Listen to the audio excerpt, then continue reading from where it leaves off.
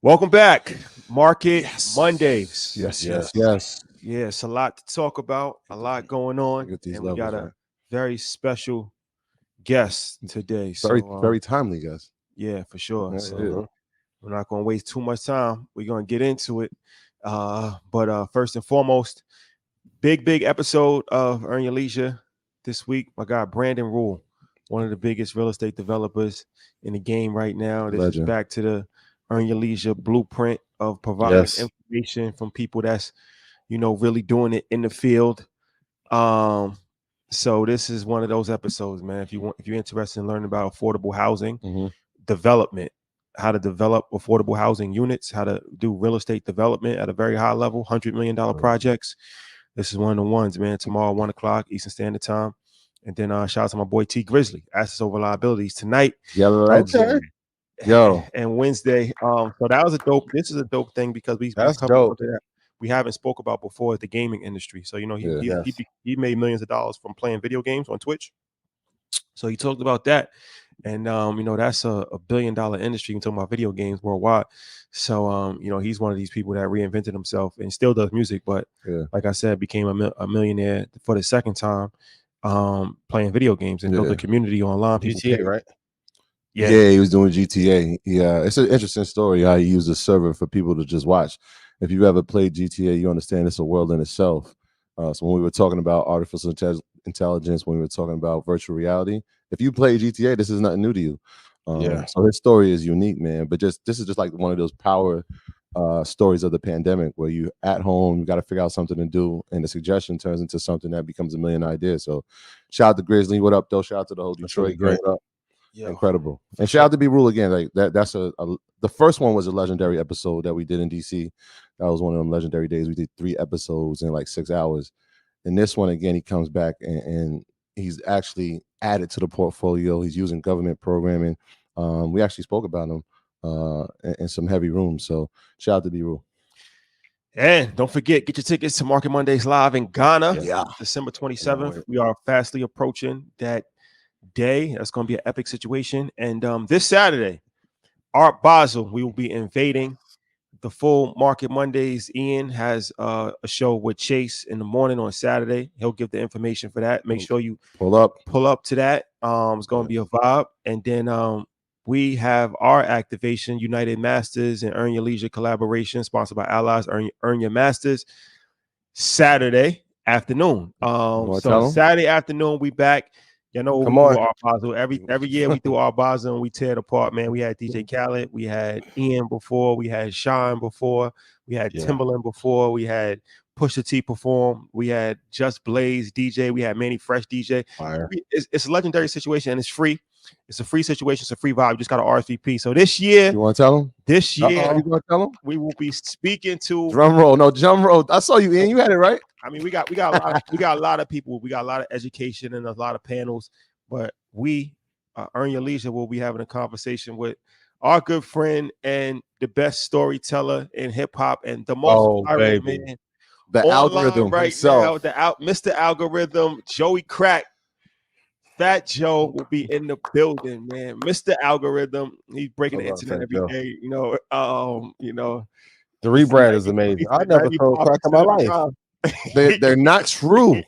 They're not true. I wasn't a terrorist either.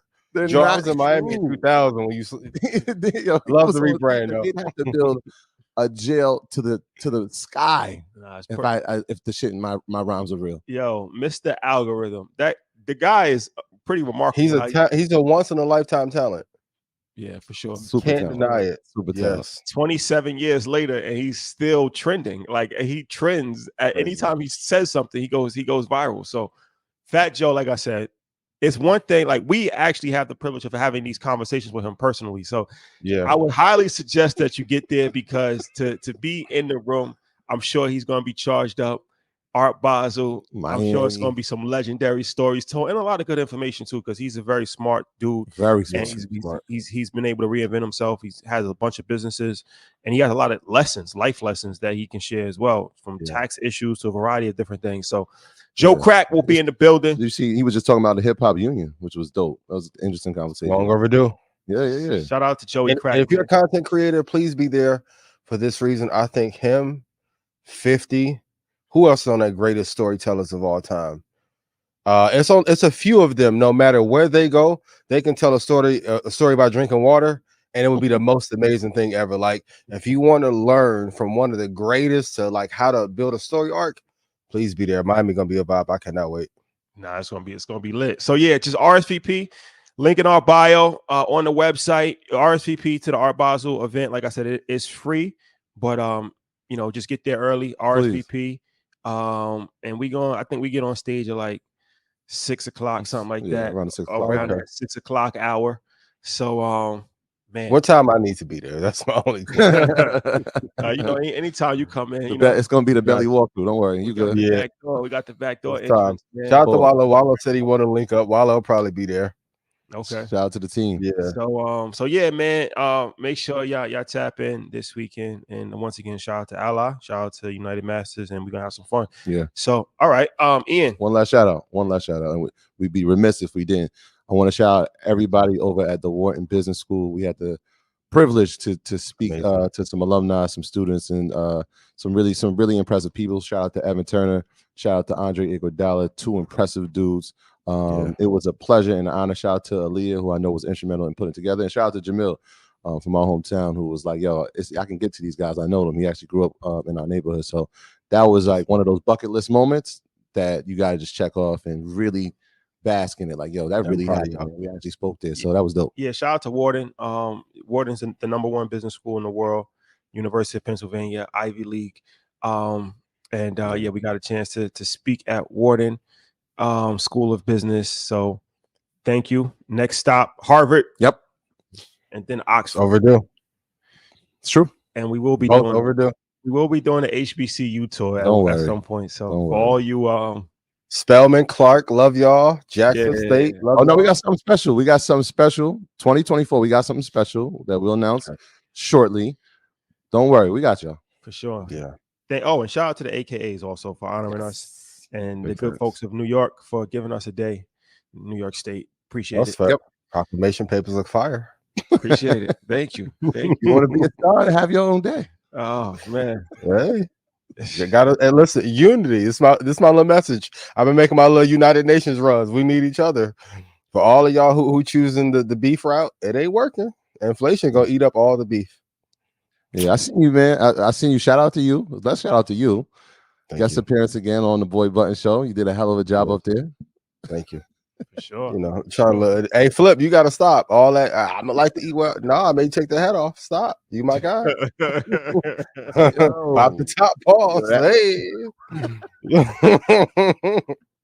Hey, I had my man looking like Carl Winslow. I said, oh no. Yeah, Winslow. He going to get the surgery though. He in Turkey, I think.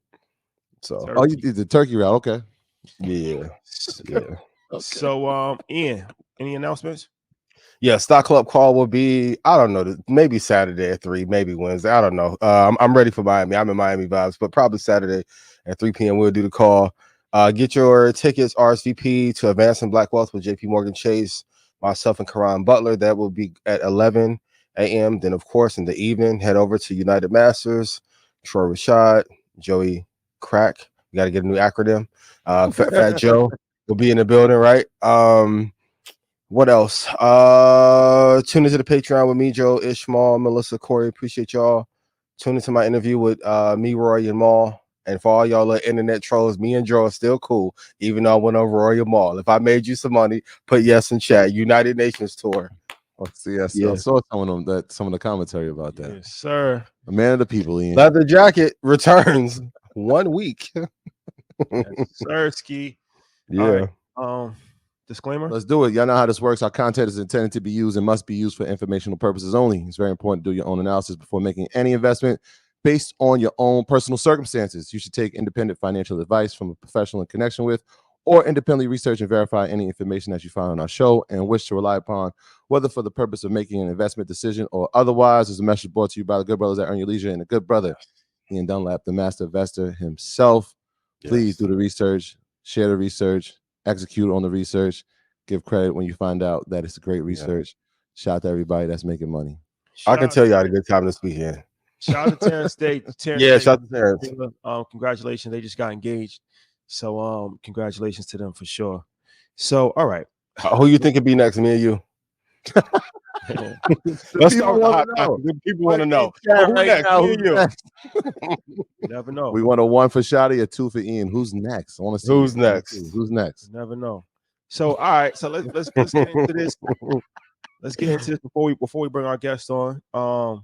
So Charlie Munger, rest in peace to Charlie Munger, rest in peace, who passed away. Longtime partner of Warren Buffett.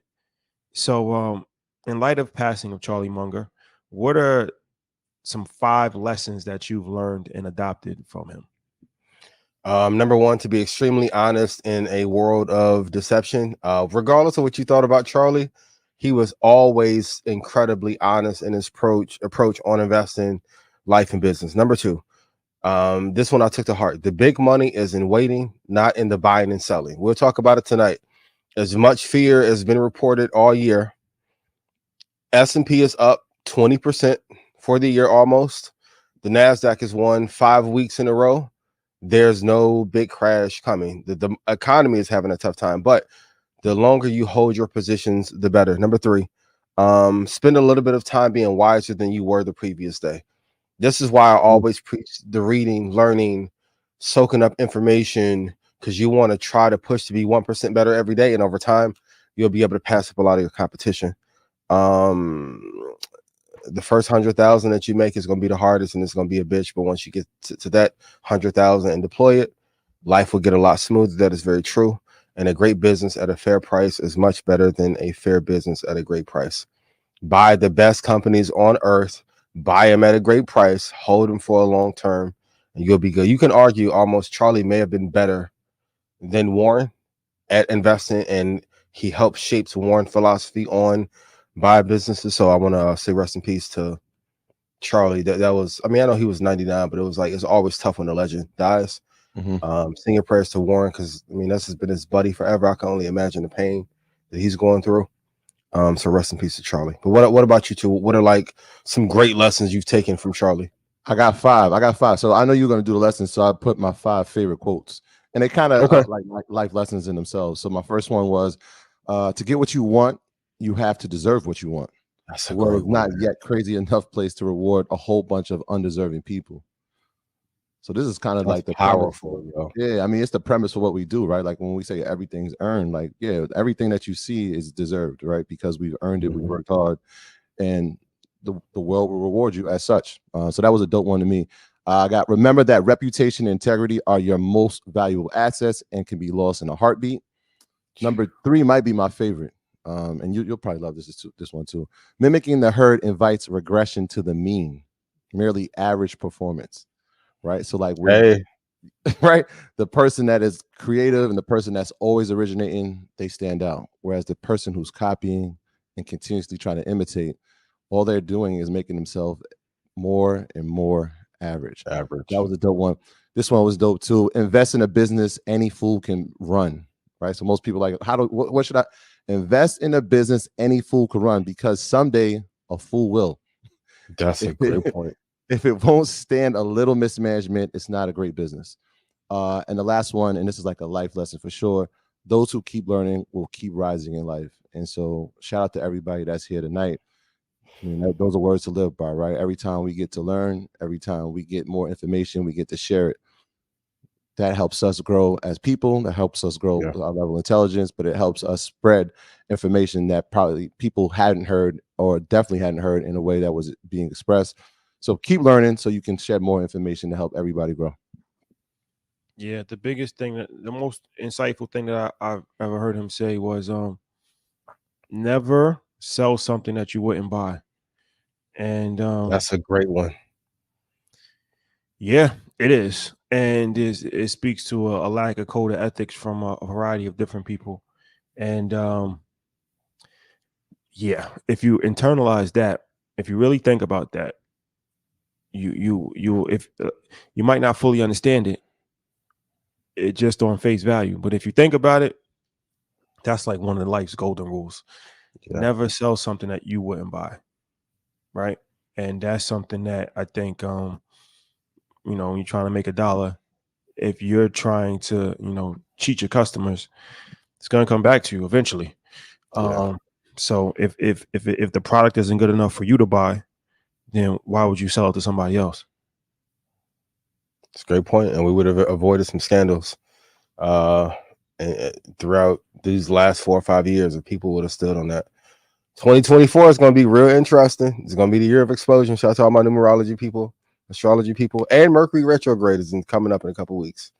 Get your affairs in order. 444. Get your affairs in order. 444 album. Big facts. Legendary. I know. Happy birthday to Hove. Shout out to Blue Pill. Yeah, happy birthday to Hove. Happy birthday, to Hove. Yeah. So before we bring Chris on, how do you think this will affect Berkshire Hathaway?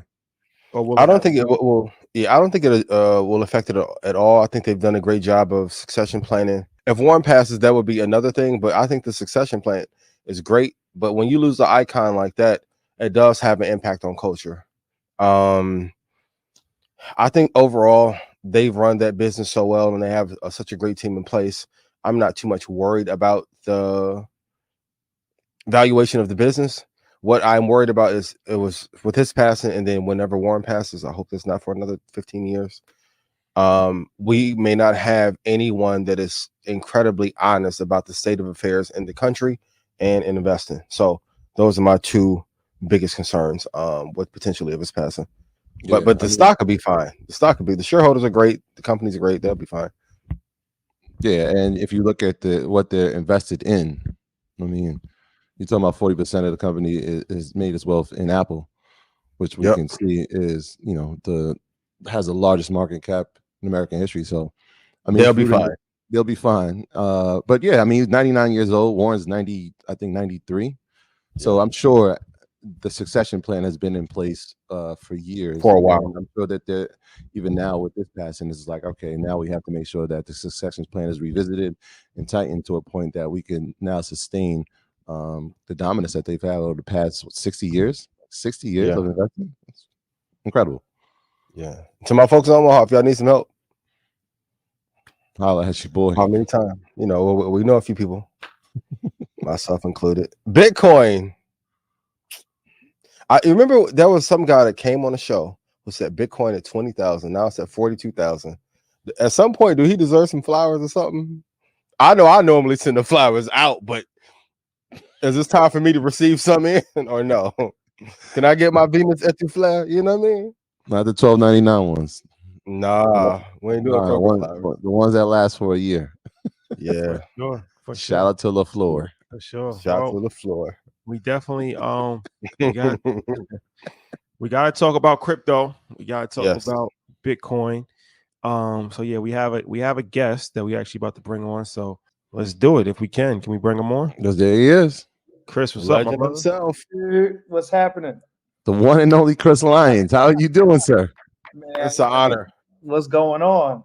Okay. All right. So yeah, I want to give the proper intro. Chris is somebody, like Joyce said, we've been running into for a while. So all right, A16Z. That is one of the top venture capital firms in the world. And Chris, he actually started the Culture Leadership Fund, CLF, which those are our people. We do so much stuff with them. Shout out to Megan and Judine and the whole team over at CLF. But that was Chris's actually brainchild. He started it up. Now he's running the crypto side, and he's like a rock star in this situation. Pretty much. I mean, pretty much. Yeah, for sure. Yeah. No, I got a great team around me, man. Just the whole A16Z fam. It's just been really great just to kind of see the entire industry continue to evolve too. Yeah. So the rock stars always give the team credit. That's a keynote you guys have to pick up. True champion. Yeah. True champion. For sure. So but yeah, so this is somebody that obviously is extremely qualified to speak on the space, and somebody that has invested in so many different startup companies, and just an expert when it comes to startup investing, Web3, crypto, all of this stuff, AI, everything like that. So This is extremely timely conversation, being that Bitcoin hit a 20-month high and crypto's on the rise. So yeah, it's perfect timing. So first and foremost, thank you for joining us. Appreciate it. Always. You already know we like to deliver the all the good stuff. So, and I think that especially with what you guys talk about and how we think about the space, both, whenever we're on stage together, but also, behind the scenes, just really talking about how we can advance not only just the industry in general, but allow people to have more access to the information. So, that's always the most important part to me. And, that's what I based my whole career on. And, we want to continue to keep on making that happen. And he had one of the most impactful panels at InvestFest too. This is true. Yep. Oh man, It's true. That was we needed a bigger room. Next year. That is also true. Next year. So let me ask you this. Let's start off with Bitcoin, $42,000. I posted it today that people are calling for it to potentially hit 100,000 next year. There's been talks of $100,000 for a long time now. It has never actually reached that. What usually happens is that it has these type of runs and it pulls back, then it goes up, then it pulls back, then it goes up, then it pulls back.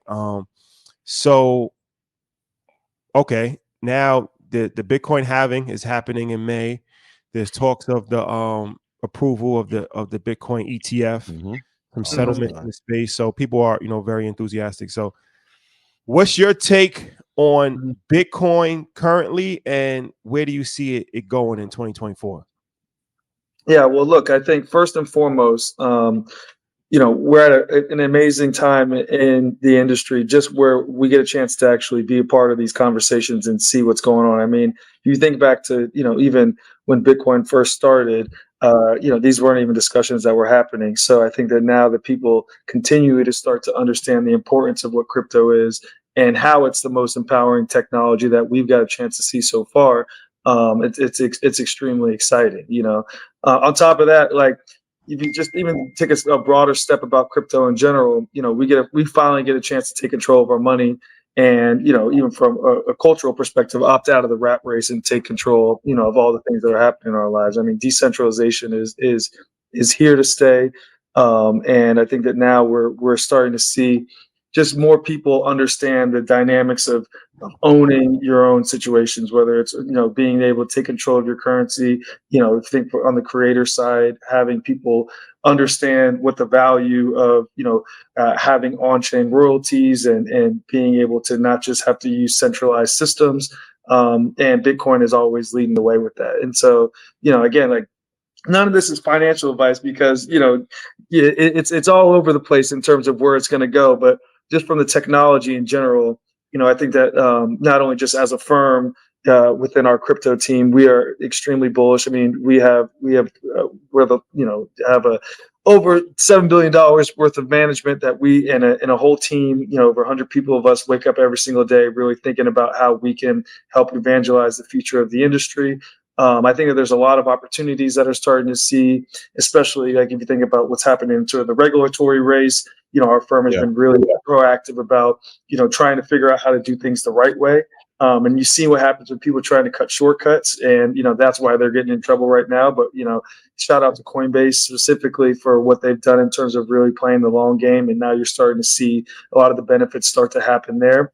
Look, I think that like we've been going back and forth for so many times around, even you just think about the current system and how, like, from trying to get a home and a mortgage, like we have to work 9 to 5, then save a little bit of money, then then put in money to actually then go and put in a down payment, and then have these high interest rates. Like, the system has never been on our side, but now, like, you get a chance to actually take control and have ownership. For us, like, one of the things that we think about, which is really important, is this theory, and I think we talked about this when we were at dinner. It's like a 3-part series. Like, the why we call it Web3 is because there's been 3 eras of the internet. The first one is just like, when the browser actually first came out, and your ability to have, to be able to read data on the internet. So then you think about things like Yahoo, AOL, Instant Messenger, like just the beginning origins of the ecosystem. And then, you think about part two, which is the ability to not only just read, but also write on top of it.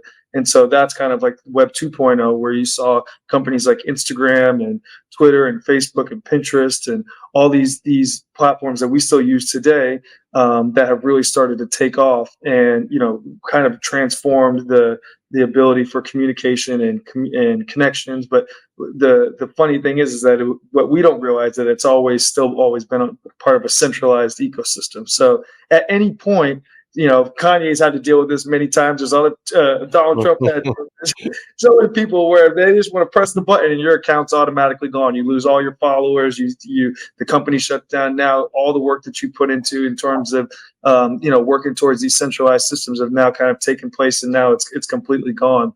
And so, that's some people don't realize it, but you're working within these constrained environments. But also you think about like on the music side, like companies like Spotify or YouTube, where the amount of the royalties that they give the creators versus that they actually keep on their end. It's uneven systems, right? And so now we kind of get a chance to go into this version of what we call Web 3, which is a decentralized ecosystem where for the first time you actually now get a chance to own your own data, own your followers, create ecosystems and chains, have a self-custodial wallet so that banks can't go take your money out, and you can actually kind of manage all of your own personal economies. And so this is really the jump start that we've been waiting for. And we've been investing very deeply into the space, and a lot of it has been on the infrastructure side, in terms of helping build the foundation for the next generation of crypto. And I think that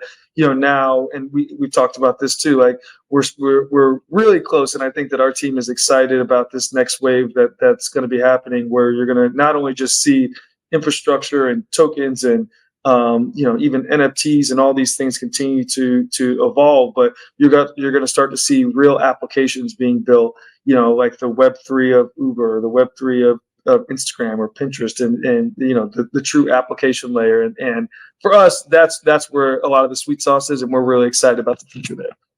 So when we talk about, you want to go? Troy, go ahead.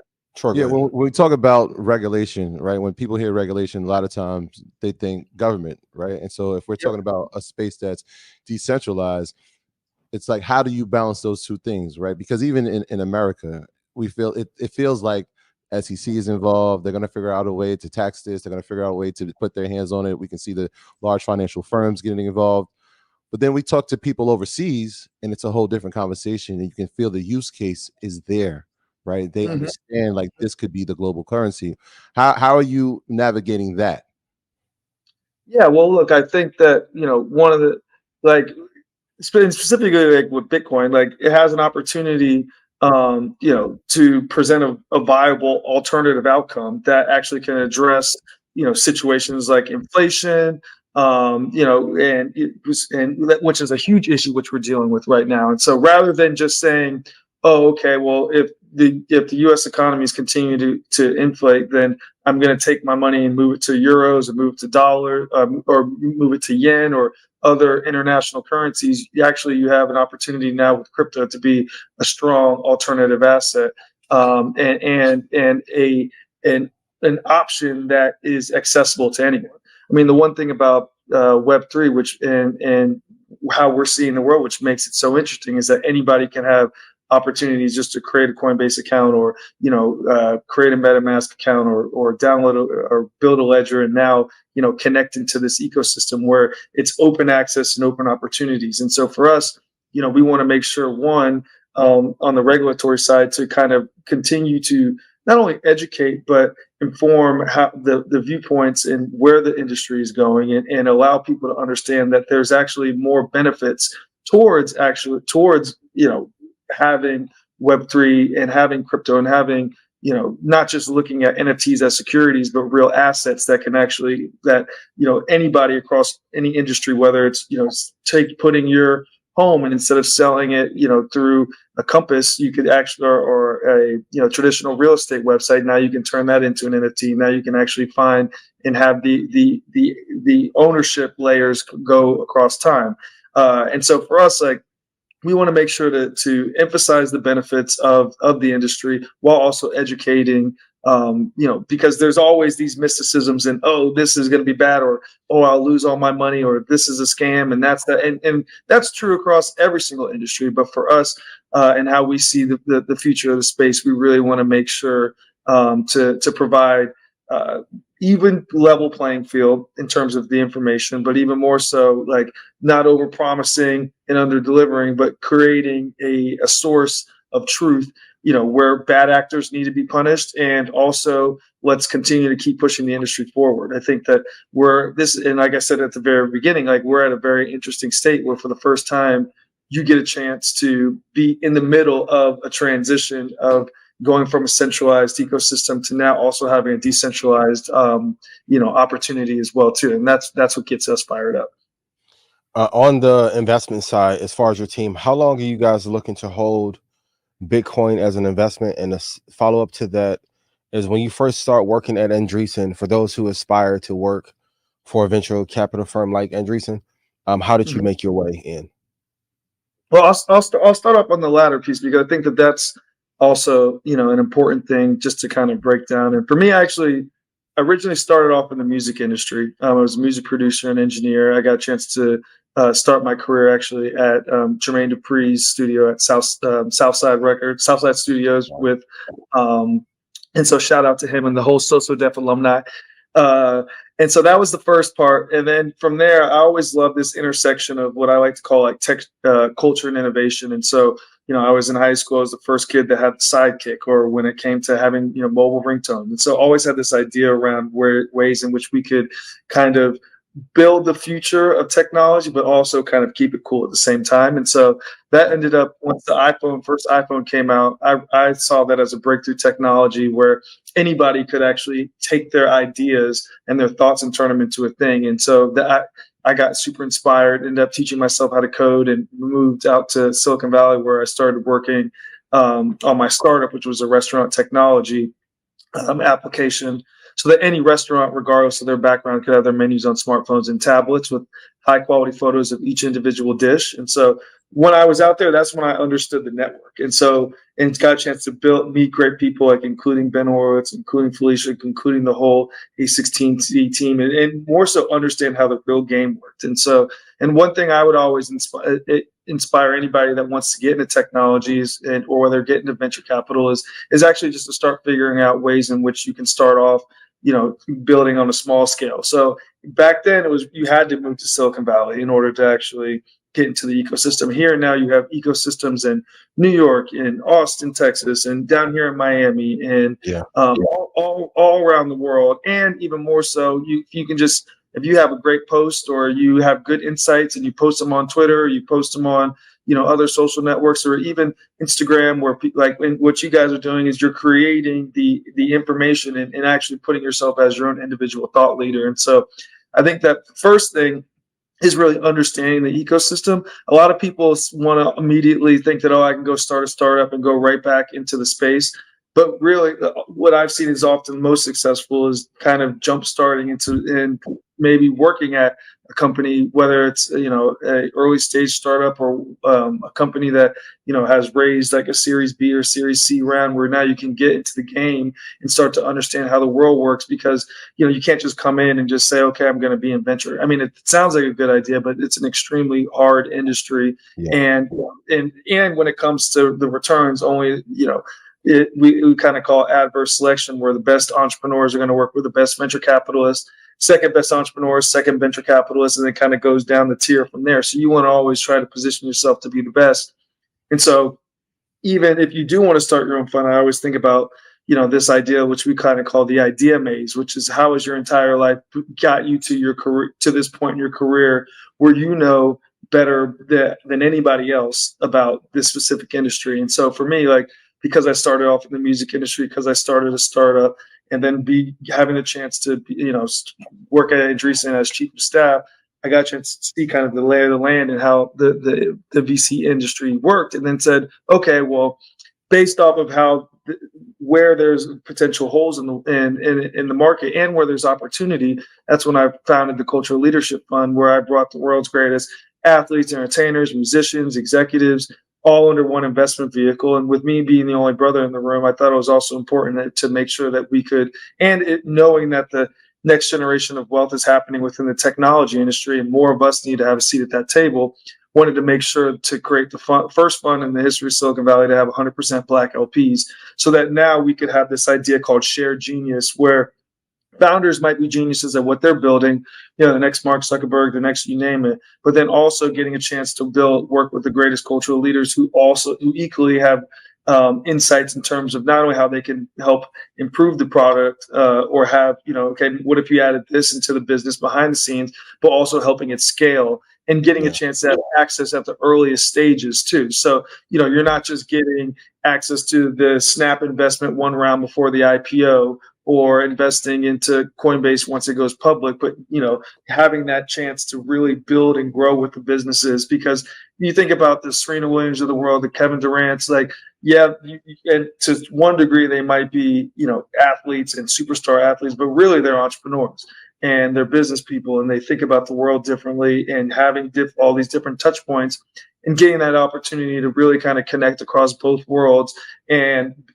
lead with influence and have that shared genius. I think that's something that I saw was extremely valuable. And that was in 2015, 2016. And you fast forward to today, so many people have created their own funds.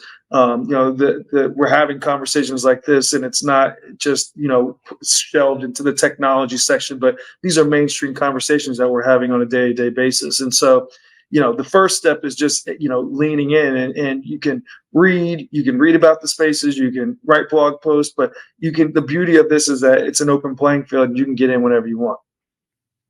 So let me ask you this, as far as the crypto conversation, you guys obviously hold a lot of Bitcoin. I think you said $7 billion in Bitcoin, right?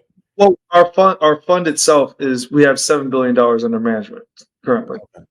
For the whole crypto, in the crypto. Exactly. And then we use that money to basically invest into the world's best companies along the space. So, very smart. All right, you guys are very bullish on Bitcoin. I'll follow up with Ian's question, because I think you might have forgot that part. But how long do you plan on holding Bitcoin, and what other cryptocurrencies are you guys interested in or invested in, or like what's your thoughts on the cryptocurrency space for other coins, XRP, Ethereum, outside of the big boy, which is Bitcoin? Look, I think that when you think about just the future of tokens, one of the things that we're extremely excited about. So you have these things, without getting too technical, there's layer ones, which are kind of like mini supercomputers that are built into the internet. So those are kind of like the Ethereums of the world, the Bitcoins, the Solanas, you name it. Those are the core ecosystems, right?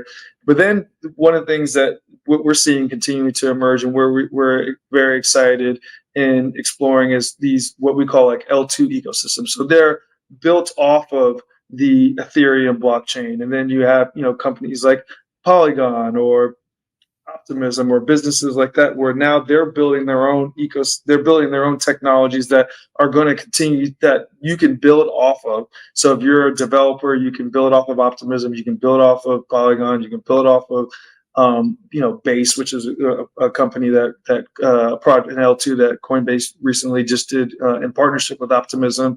And so that gives you the ability now to have to leverage these layer ones, but more so create new businesses that then can help scale the underlying infrastructure. And so these are businesses that we're always excited about and constantly seeing more and more of them involved.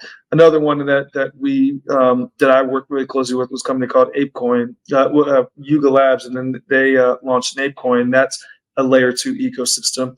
And so within that, they have, now you can actually, if you wanted to buy merch from Yuga or the Bored Apes or from CryptoPunks or you name it, instead of you just spending US dollars or you spending Ethereum, now you can actually use their own currency. And I think that's extremely exciting, because now you're going to start to see these interoperable economies that are going to start to come off, where traditionally in a dollar currency situation.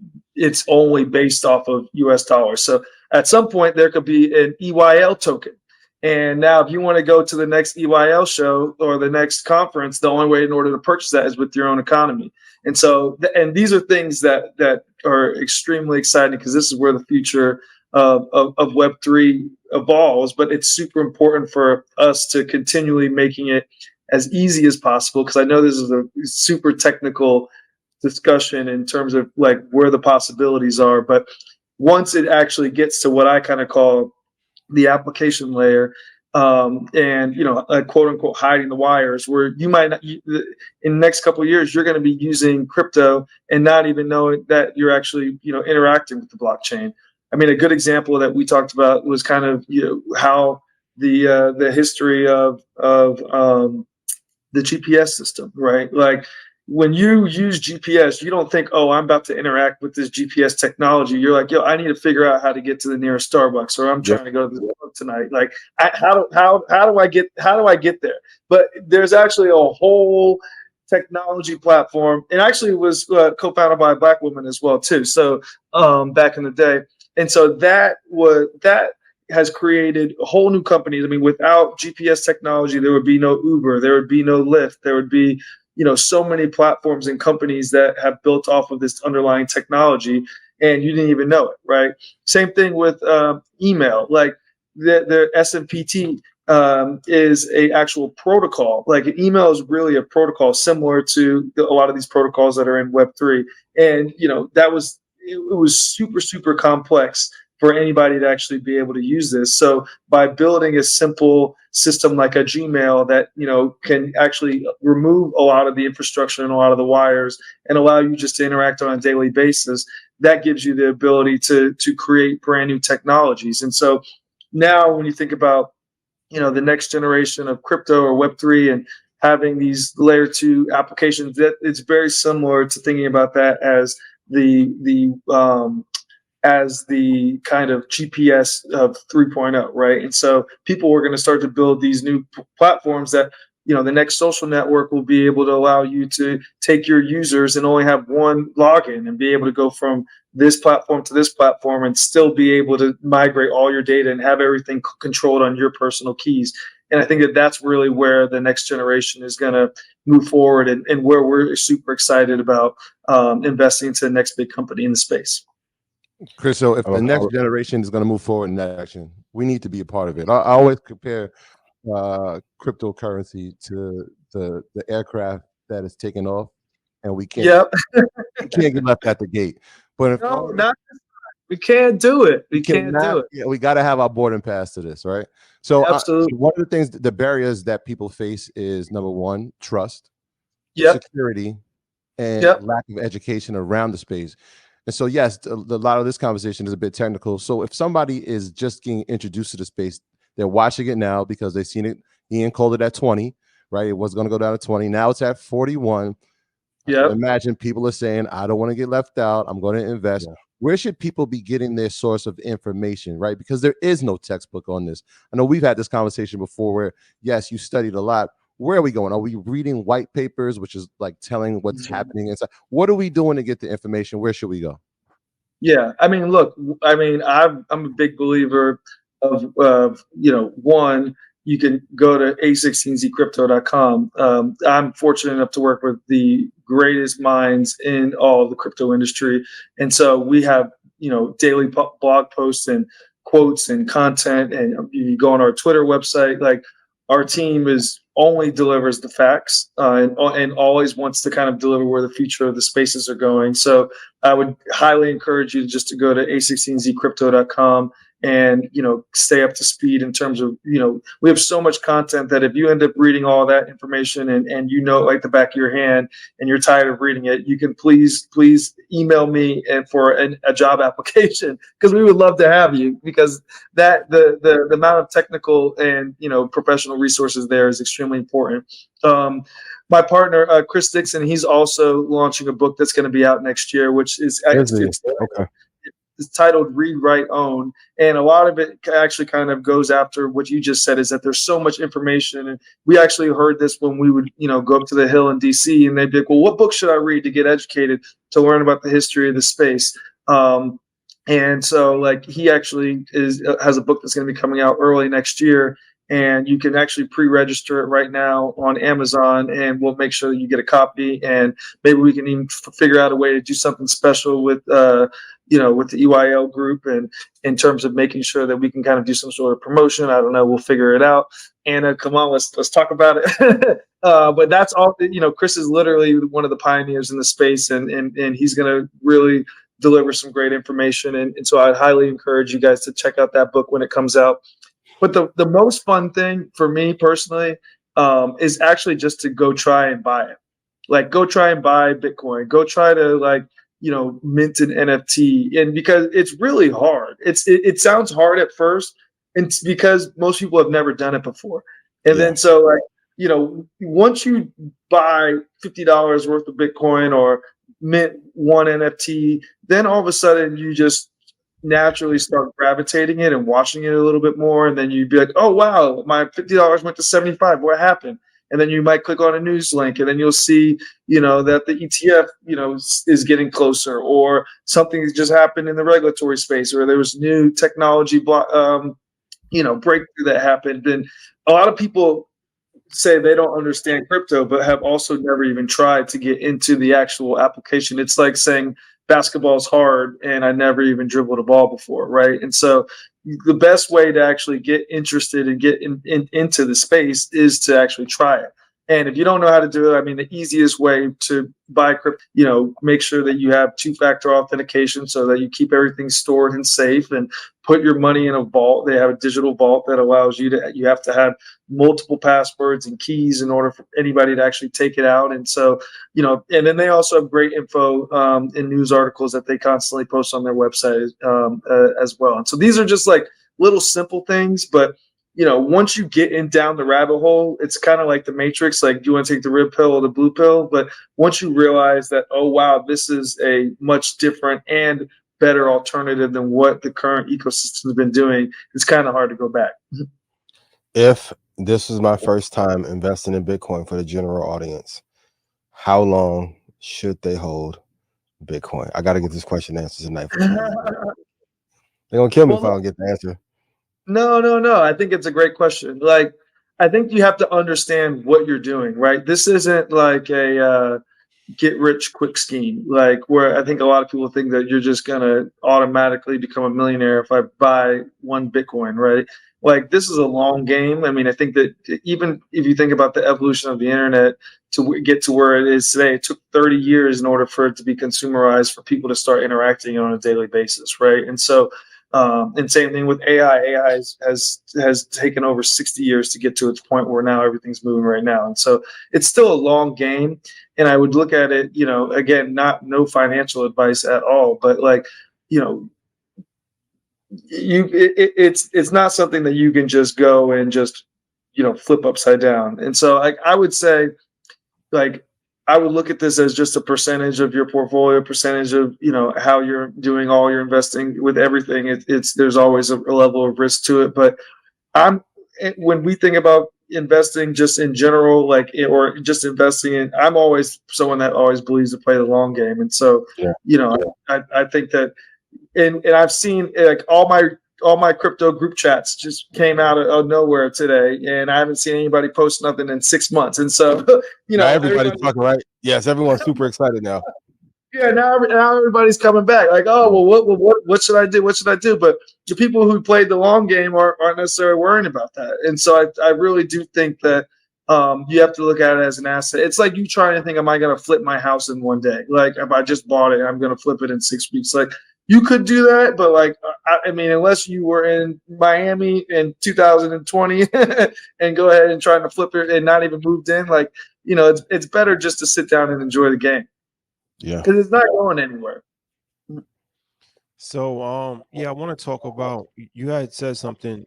I want to just kind of revisit it, because when we were at Lavo that time, you brought up that conversation of how it all works together, and that's when it's really gonna, take off. When you brought up that GPS situation where you were saying, like, app like Uber, people don't realize there's a lot of different, applications that's in that, right? It's the GPS, which you had mentioned. It's the payment processing system that has to be put in place for that. It's the Wi-Fi. It's the smartphone device. Nobody's looking at it like separate. They're all looking at it, it's just all comes together seamlessly. So right now, we're still looking at, the NFTs and crypto and, artificial intelligence and a variety of different things that's like separate. So when you saying like, it's not really going to take off until all of that is so seamless. Like you said, you don't even realize that you're spending crypto. You don't even realize that this is AI. You don't even realize that, this is NFT. So when do you think that will all come together so seamlessly, and we'll just be able to? We need all the infinity stones. When is it going to happen? No. I think that it's a great question, and we see people slowly starting to dabble in between both spaces. I think that like you're seeing the infrastructure, like for AI, the infrastructure took 60+ years just to get to this point. Right now, you're starting to see consumer application layers start to layer on top of that. And you're seeing companies like Midjourney and 11 Labs and so many different companies that are now building consumerized products that are impacting everyday people and allowing life to be much, much simpler and much convenient. And, I think that you're going to see the next generation of, AI doctors that can help, help people all around the world just by having, large language models and access to information across so many different sources. Or, anybody can have their own, professional tutor that has ultimate empathy that can help you go through, well, instead of you having to spend thousands of dollars for a tutor, or even if you live in a community that doesn't have those resources, that ability to now have the world's access to information is really right in front of us right now. Same thing with the future of music. It's the future of art. Like, not using these tools to get rid of them, but actually using them to make your life easier and actually apply to it. A lot of people kind of go into this idea specifically within AI and saying, oh, well, it's going to eat all the jobs. And what happens if it does that? But like, this is actually a new model and a new program that we've never seen before. And so like, it's very easy to say what jobs are going to be lost. But it's a lot harder to think about what jobs are going to be created, right? And I think it's going to create a whole new wave of jobs and opportunities that we didn't even know existed. A great example is like, when the car first came out, before the car came out, there was no idea for ever making a drive-through or a McDonald's, right? And so like, now that the car came, you could actually build a drive-through. Because you build a drive-through, now you can create a drive-through experience and drive-through restaurant, and then create all these new type of things that came in front of it. And so that was, without the car, you wouldn't have had all those other businesses that started to create, and nobody would have thought that of building a business like a McDonald's or whatever. Like, and now you fast forward to AI, and you're having that same type of opportunity where there's going to be millions of new jobs that are going to be created and new opportunities, but it's still unclear in terms of what those are going to be. But if you follow the history of where the industry has gone, it's only going to be up and to the right.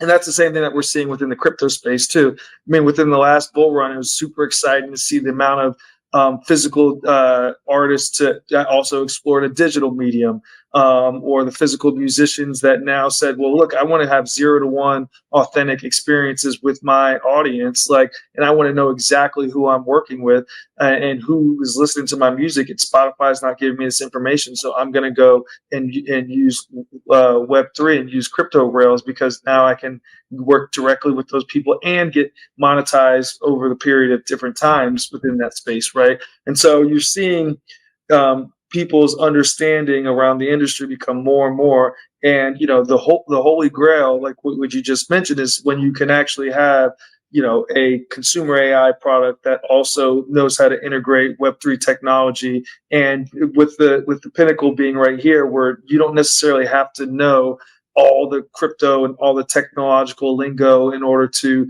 really help make this happen. Even like Midjourney, Midjourney is a beautiful app, and it's amazing, but you have to know how to use Discord. You have to know how to use all these super simple experiences. But that's the reason why ChatGPT was the fastest company in the history. I think it took 5 days 5 days to get to 1 million users, because all you have to do is just go in and type and say, how do I make this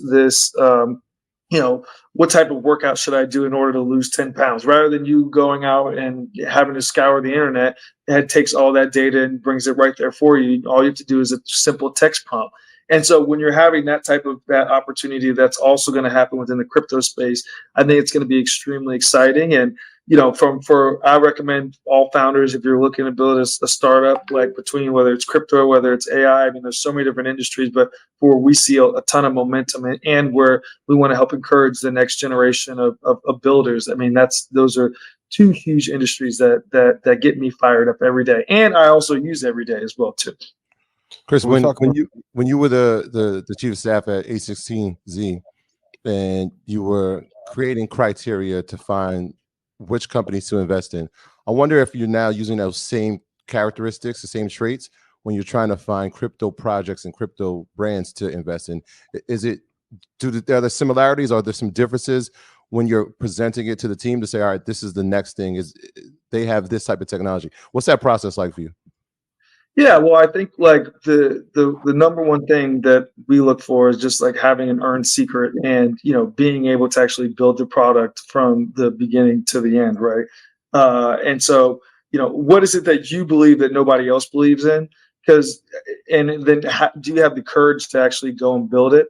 I learned that's core to our DNA from our investment thesis, and having good ideas that look like bad ideas, and having this contrarian mindset in terms of how you see the world, because ultimately, like, this entire world, whether it's the camcorder that you're looking into right now, or the chair that you're sitting at, or the restaurant that you go to tonight, it's all based off of somebody's viewpoint and how they see the world and what needs to actually be created. And so I think that if you think about, having to do the work in terms of figuring, like, understand, okay, well, this is the technology that is currently being built. And then 2, going back and saying, okay, well, this founder sees the world this way, and if you actually did it correctly, how would that help change the industry from a whole? I think it's really kind of bridging a lot of those core ideas to really help go and make it happen. I mean, you have to go after big businesses. I mean, especially with how we see the world within our firm, is that, we want to see the next, 10, 100, $50 billion businesses being built, and help supporting those founders, because they know, it's like, I don't know if you guys are familiar with the Babe Ruth effect, where it's like Babe Ruth had the highest number of strikeouts, but he also had the highest number of home runs too. And so, like, if you're gonna swing, you swing for the fences, and really try and think about what big ideas are really being made, and how you can help contribute to that world too. All right, let's talk a little bit about on the VC side. We had the social media boom in 2005 to 2009. We're going through an AI boom. What is the industry that, I know you can't talk too much internally about A16Z, but generally in venture and angel investing, what's the next big sector that everyone is looking to invest in that will probably produce a great yield going into like 2027, 2029?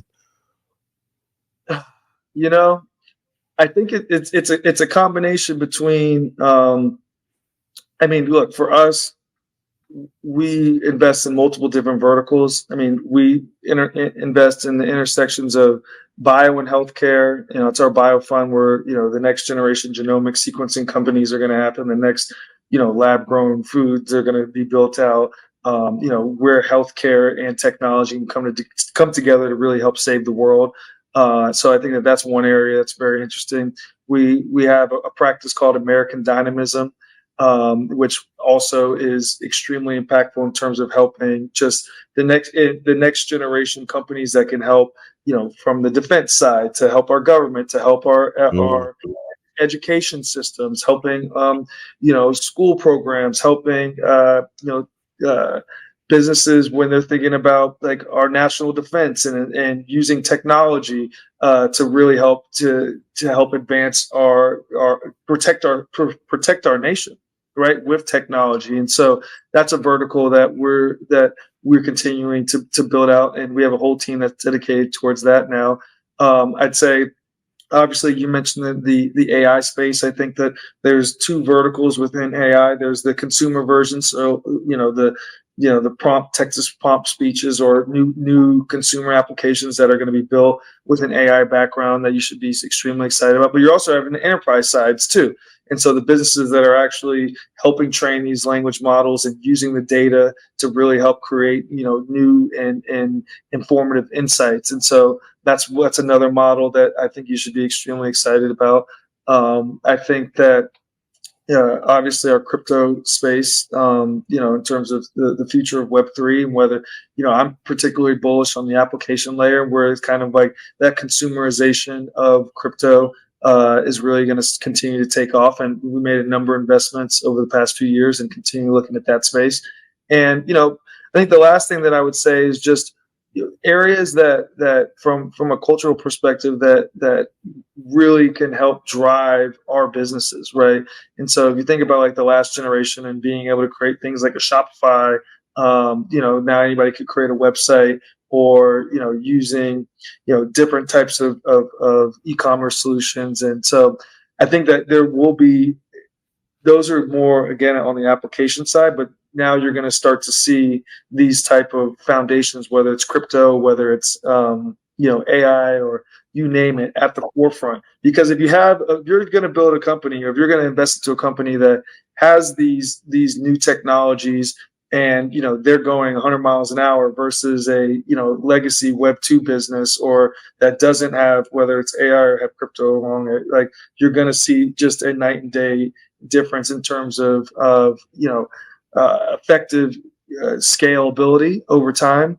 And the number one thing when you think about investing in a company is speed, because you're not just competing against that one company in your space, or the company that's also in New York City or within the United States. This is a global game, right? Yeah. We're dealing against companies that are being built in China, companies that are being built in India, being built in Europe, Israel, South America. And so like you got to go 100 miles an hour. And I think that this is probably one of the most competitive sports that you actually do break a sweat, but it's not through working out. It's definitely through going out and being in the trenches and making it happen. But that's the beauty of the game. And for us at our firm, we just want to continue to help support that next generation of founders that have big dreams, that really want to help change the game and make the world a better place.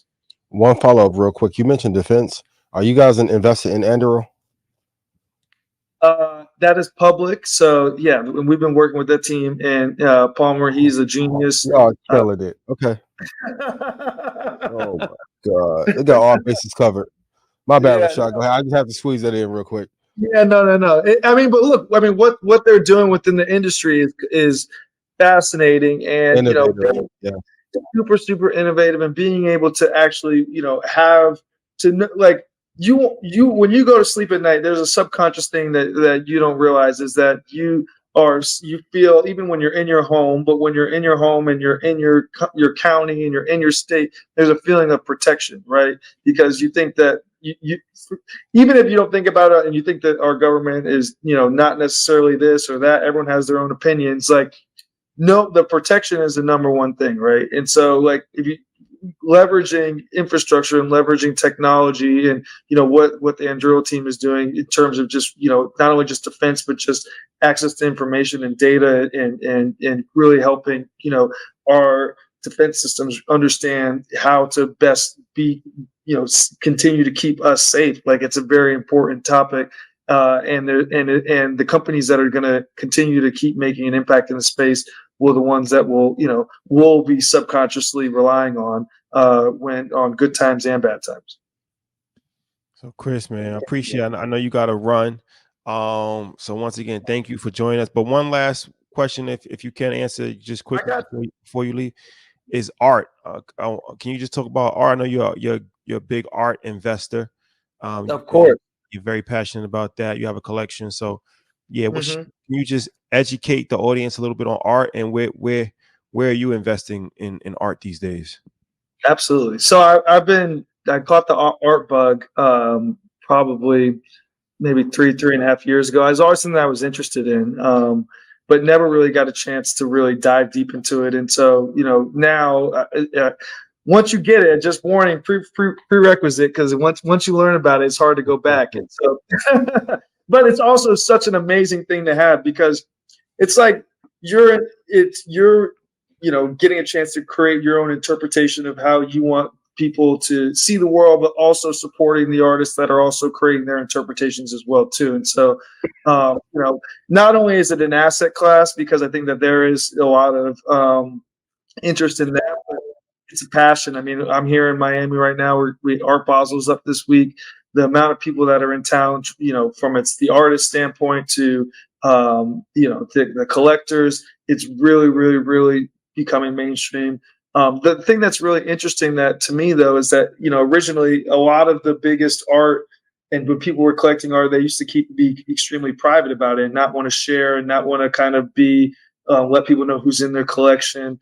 But now I think with social media and companies like Artsy and events like Art Basel, people are putting their collections out on display and allowing people to understand. And so, like, my advice is always to start small, but if you could start medium, that's even better as well too. Because one of the things I've learned, and the thing is just the thing with life, is that the artists that you buy will unlock new artists. And, if you want to kind of develop a value of a collection that, accrues over time, that you then can kind of, whether it's leverage it against other assets, and that's a whole nother conversation, or just even collect and have discussions around itself. I think that, being able to pick and choose what type of artist you want. And, even for me, I think it's even more important to even use this as a medium to help support artists. I mean, I'm an artist. I believe that, in my medium, being able to kind of take an idea and put it into the world, but then now having that put on a canvas is extremely important. And it is a booming market. I think that now is a great time, just given where the current economy is and where everything is going. But there's so many great artists that, I mean, I could go through the entire list and name you, my give us a few. Yeah, I'll give you a few. So I have I got one. Let's see if I can show you right here. This is a Stanley Whitney piece right here. And so he's an incredible artist. I love his story because he had the same medium that he's had for a long time. And, at the very beginning, people thought that they didn't understand his work, and he kept on diving deep into this medium, and ultimately became one of the world's renowned artists. And I also really love to collect Black art as well too. This is another piece right here. That's it's kind of hard to zoom in, but that's there you go. So that's a Von Span piece. So he's also an amazing abstract artist. I can give you a quick little tour real quick. This one is another piece is Nina Chanel Abney, one of my personal favorites. She's a really good friend of mine. And she also does a lot of work within the crypto space as well too. And so I think she's an artist that I would definitely keep an eye on. She's done a lot of things, and do a couple more. This is another one of my close friends. His name is Zé Patillo. So he's from Brazil, but really just kind of captures a lot of different mediums on that side as well too. This is my homie Patrick right here. And so there's a lot of and I kind of focus on abstract because I want you to have your own kind of interpretation in terms of it, in terms of seeing kind of things like this. And also a lot of them are very interested in crypto and being a chance to kind of connect those dots. This is my brother, Knowledge Bennett. He's an amazing artist. I think we just heard about Knowledge. Had a conversation about that. That's crazy. Knowledge is off the chain, man. I mean, it's hard to see during this picture, but he's one of my favorite artists and very, very, very specific medium. And he's been doing a lot of work. This is my man, actually Derek Adams. He's one of my favorite artists. I actually worked with him to do the Jay-Z Reasonable Doubt 25th anniversary NFT. And so I found out Jay was also a big collector in his space. And so when he reached out and said, hey, I want to make an NFT in the Reasonable Doubt 25th anniversary, because I started collecting into the space and I found I could identify that as a Derek Adams piece. I asked Derek if he wanted to do it, and he was like, hell yeah, let's roll. And that ended up turning into he did the Reasonable Doubt NFT. And I actually was just at the Brooklyn Museum and they were highlighting that. So, again, kind of it's a fun example of seeing, how thoughts to things can kind of go into there. And so, I mean, there's a ton of stuff. I'll show you one more. This guy's name's Austin Uzor. He's an upcoming artist. He's out in Dallas. He's an amazing artist. having a chance to also invest into yourself and invest in the Black culture and really help support and share your story, I think is something that's really important to me. And being able to kind of connect the next generation of talent and also introduce them into the music and not into the world of technology. Really get a chance to have the best of both worlds. And so for me, I'm a bridge. I want to make sure everybody, not only just within the technology community, but within the music industry, within the fashion industry, within all terms of culture, can understand their crafts. And so getting a chance to do that with crypto, getting a chance to do that with AI or technology or investing, even what we get a chance to talk about on a daily basis in terms of how do we make sure that we all get it, is extremely important. And that's why I like to support the culture and also kind of keep repping at the same time. Yeah, I think next time you come on, you gotta take us to your watch collection as well, because I know you're. Yeah, we got a mansion tour, art tour. That was the last conversation we had in Cali. Man, yo, the art, appreciating assets. Yeah, you got. Yeah, what time is it, guys? I don't, another time. Exactly. I appreciate it, man. And yeah, that knowledge, we just talked about that yesterday. I think he only does all Black pieces. Exactly. That's incredible. If you guys want to link with him, let me know. I know he'd love to figure out something. So he's the best. He's definitely the best. Yeah. And when Chris's book comes out, let's have him on the show too. I think that'll be great. Hey, I've been getting some requests. I got to talk to my comms team and see what we can do. It might be time just for an intro, a part one. It's hard to give out all the game in just an hour or so, but I appreciate everybody for taking a listen, and hopefully we were able to deliver some gems, and we gotta keep this on a regular basis. I mean, y'all are always hip to the game and hip to where the future of the world is going, and I think that being able to translate the information is extremely important for our culture, because like you said, we're not missing this rocket ship, and by any means. And so we got to make sure we have conversations like this across the board and do it right. No, I appreciate you, man. And then we got an event in Art Basel on Saturday, so if you're around, definitely pull up on us. Oh man, you already know. That's easy. Anytime we're in Miami, we're gonna run into Chris. That's you. Oh yeah, no. It's going down. It's going down. I already know. All right, bro. I appreciate you. Thank you. Thank you. All right, man. Y'all be easy. Appreciate the time. Y'all have a great week. All right. Likewise. You too. Put fire in chat if y'all enjoyed that segment with Chris. That was fun. Took us on a tour, man. That was like a whole gallery right there. You know what I was thinking? Here's a good sign of a really great investor. He takes you around the house, and there's not 9 roommates in there with him. You made $100 million, got 9 roommates. Okay. What they had though. Next segment. Yo, this guy's crazy. We gotta revisit some conversations, yo.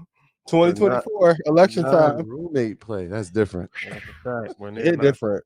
Shout out to the real world. Appreciate his time. Appreciate his time for sure. All right. So let's go to gold. Let's talk about gold.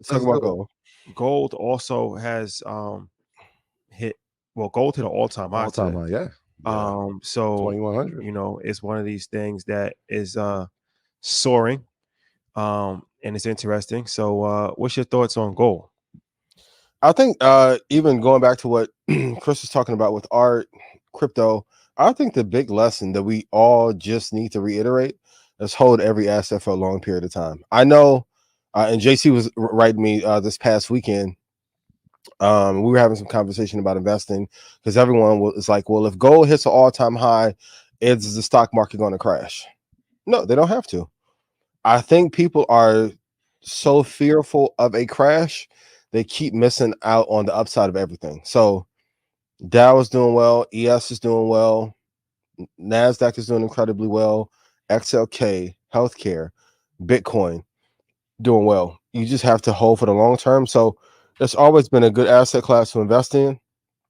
It wouldn't be top 4 in my investment portfolio, but you do need exposure to it for sure. So And gold may continue to push to new highs because those that are worried about the stock market are deploying a lot of capital into gold. So I think the key lesson is just to hold for a 7 to 10 year time frame, something we talked about endlessly here. But it's great to see all these assets go up. Now, my only concern is like, when will the bond market start to turn and go to the upside? But I think we're going to see our market continue to melt up to the upside. Yeah. So should people invest in gold? Yes, absolutely. Yeah, and trade it. Like GC is the future, what you can trade. But yeah, 19 Keys has come on here 3 or 4 times and talked about it. Like, at the end of the day, please write this in chat. Hold everything for 7 years. Like, imagine if we would have sold the rights to the show year 1, how upset we would be right now. The key is to hold everything for a 10-year period. Go ahead, Troy. I was just saying it. Gold usually performs in times of economic uncertainty and geopolitical uncertainty. And so if you look, even in February of 2022, right, we saw gold go to 2078, so $2,078, which at the time was an intraday high. Well, what happened in February of 2022? Russia invades Ukraine, right? And so if we look at present day, gold hits 2100. Well, what geopolitical issue is happening right now, right? So if you look at Israel and Hamas, so during these times, you're going to see people start figuring out where they're going to store value. Gold is usually the place that they put it. And so that is one of those measures. So anytime you see geopolitical issues, you see economic uncertainty right now, when we're talking about inflation, we're talking about interest rates, we're talking about potential recessions. I know soft landing is looking more likely, even though we might have to change the definition a bit. Those are the times when you're going to start seeing gold peak. Now that it's hit 21, I don't really, and I was reading the article too, and I was kind of agreeing with a lot of the points in it. I don't see what stops it from the next 2 years, maybe from getting to 2,300. Yeah, I don't really see the barrier that's in place that would stop it. Because the conflict, I don't see that slowing down. We have some concerns here that we have to worry about. We have to figure out what we're going to do with China if we're going to get along. So I agree. I can see a market where it does hit 2,200, 2,250, and then NASDAQ continues to push higher, and so does Bitcoin. Because you don't want to be sitting on the sideline. And I think because this was like the most obvious recession, nothing dropped. Everyone doesn't want to have money sitting on the sideline. I think we have like the smartest investor class of all time now. Capital isn't going to be sitting on the sidelines like how it was in 08 and 09, and we got caught off guard. Like, people want these gains now. Gone is the era of like wanting 7% return. Everyone wants 20. The S&P is up 20%. Right. Like, what? In time of unrest, I'm like, imagine if all these conflicts go away, and we get. You're talking about the conflicts are going away, but we're even talking about interest rates. Look at the height at the interest rates are now, and they're talking about they might come down maybe 5 times in 2024. There was an article in the Wall Street Journal this weekend about potentially having interest rates drop 5 times next year. And so when you add into all those things, this is why we always say diversify what you're investing in, right? So yeah, you might have some commodities, have it in equities, have a little bit in crypto, have some real estate, have it all, right? Because when there's a down market somewhere, there's going to be something that's going to jump to the upside. Exactly. Yeah. Hold for 10 years. Like, I can't stress it. Like, how long y'all plan to continue to do and earn your leisure and asset of liabilities? It's almost over, y'all. Swiss Beats. Happy birthday, Hov. Rough Rider. Hold on. I'm gonna hit y'all with these last 2 and split and leave with my influence. They're calling me. They're calling me home. It's almost over, y'all. They're calling me home. Hey. Where did they go? Why did they leave? We got 14 more years of content to do, bro. It's been real. It's been real. Do you think the 9 roommate play because they saw inflation coming to be so high? Next subject. Real world road rules challenge. We should pitch the show. For sure. Yeah. What more can I say? Mark Zuckerberg sold almost $200 million of Meta shares. Is there anything to be concerned about that, or is that just business as usual? Meta's dead. I'm gonna do it again. He deserves to take these shares. Like, I mean, he's worked incredibly hard, fought through the fire, rebranded. through the rebrand of Facebook to Meta, which for the record, I said the death of Facebook and they changed the name to Meta. So after all this work and of this era and generation, he's probably, I mean, definitely top 4 CEOs of all time, changed the culture of the world through Instagram, through the acquisition, has done a good job in acquiring WhatsApp, and has done a better job of not having such a cantankerous relationship with those on the hill. It's fair for him to cash out. Also, too, like 2024 should be a year. If you look at the Bennett cycle that I made popular, that I don't always get credit for, but who needs credit when I have y'all love? Oh, 2024 should be a year where we bottom out and a bunch of new capital will go into the market. It's time for him to take some of those shares and enjoy some of the fruits of his labor. And I think it's been 7 years since he's cashed out last time. Go study. Even bringing up Andrew, like homework assignment, go look at everything A16Z has invested in and try and do deductive reasoning as to why and how you should set your portfolio up to do the same. They have a hedge-based portfolio. Even if all of crypto does terrible the next 2 years, which it won't, the defense investment will offset any of those losses. You need to be able to hedge. So I think Zuckerberg has just done a great job of knowing when to exit some of these positions. And he's deserved it if anybody else in the world has. Like, he's done a fantastic job. Yeah, I mean, it's a great liquidation event. Absolutely. 190 million. Like you said, I mean, when he was sitting in Congress in, was it 2021, November 21? I think so, yeah. And he was in the heat of the fire. He rose to the occasion, right? So we saw it trading. It was almost down to 170 a share. Yep. Now it's up over at 316. We saw what his investment was inside of the metaverse. That didn't work, and people haven't brought that up. It's just kind of one of those things. $50 billion investment. All right, this is not how we're going to pivot, and he's done it pretty elegantly. He's done it incredibly. As critical as I was, and I was right about the metaverse thing, he stopped the bleeding and adjusted incredibly well. Crazy. He's also being an A-tier CEO and leader. He used that as motivation to get the company back and have the culture rally around what they do. And I think there will be room for the metaverse. I think there just needs to be more maturation in the space, but they've done an incredible job. We won't even talk about the Facebook coin that got blocked. Yep. I think they could have had some headwinds there if that would have been passed, but they've done a great job. I think they've made some great improvements on IG, on Facebook as well. So they're integrating WhatsApp a lot better than the thing. So yeah, he definitely deserves this. 190. Yeah. Rashad, you ain't gonna light Ian up for changing his take. They want us to fight. Can we fake fight about something? Sheesh. Debate. They want the skit so bad, knowing that the fight skit's not paying. Sheesh, man. What do you know? What do you know? Well, let's go back to Bitcoin for a minute. So what's your personal take? Do you think it could hit $100,000 next year? I would say 25, because I just don't know the geopolitical. If the geopolitical stuff gets cleared, and I'm waiting for the ETF approval. Like, if people don't know, BlackRock's approval rate is like 572 to 1. We thought Floyd was the greatest. Like, when that takes off, and I wanted to ask Chris, but like, how many institutional players buying in will take it to go to 100,000? But if we see at some point these are going to be put in the 401ks and 403bs, oh my, it's game, set, match. Because if we look at the numbers, Bitcoin has outperformed the S&P and NASDAQ by far over a 5-year, 1 year. And if we go a 10-year period, it's nothing like about it. No, never been done. So if there's some stabilization, or if they say, hey, if crypto ever drops 35%, these mutual funds are automatically going to buy in orders to prop it back up. It's a game, set, match. So I don't know if it'll be next year, but by end of 2025, early 2026, I could see it being there. I don't think we're going to have the same issue where it zips up from 25,000 to 70 or 60 something thousand real fast.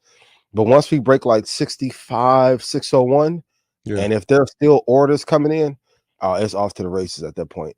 Yeah, if you look at the 4-year life cycle of Bitcoin over the past 12 years, the fourth year in the cycle is usually the peak of it. So this is year 3, right? Yeah. And so now we're heading into year 4. So everything that you're saying is spot on. I see it. I don't know if 100,000 is the number, but definitely getting back. I see 60s over the 60s. Yeah.